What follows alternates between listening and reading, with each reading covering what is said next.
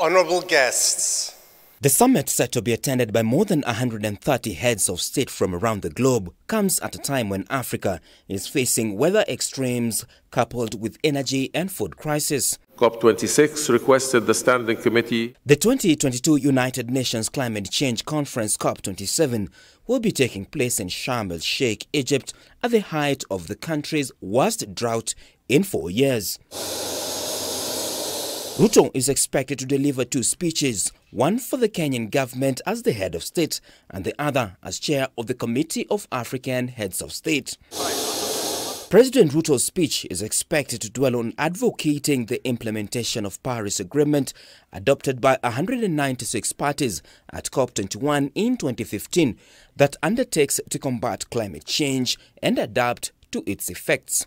Ruto is expected to deliver his speech at 4:35 p.m. East African time, according to a statement from State House spokesperson.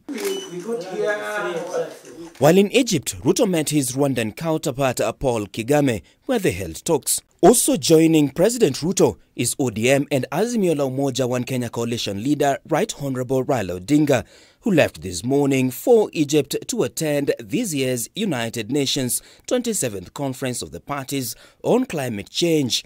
Odinga has been invited to address the meeting at Sharm el-Sheikh in his capacity as the African Union High Representative for Infrastructure Development in Africa.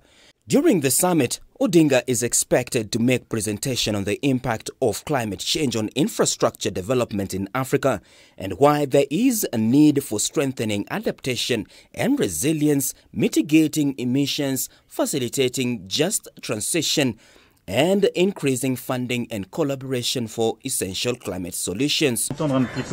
Other world leaders at the conference include US President Joe Biden, France Emmanuel Macron, as well as UK Prime Minister Rishi Sunak, who is making his first international trip since ascending to the post. Sunak will unveil more than 200 million funding to protect forests and for green technologies in developing nations.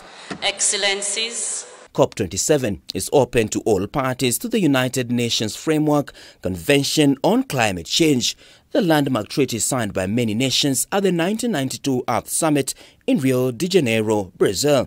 The treaty was aimed at reining in the dangerous human interference with the climate system and later led to the emissions-cutting deals, Kyoto Protocol and Paris Agreement. I now invite the CMP to consider Agenda Item 11. Martin Opio, K24 TV, Nairobi.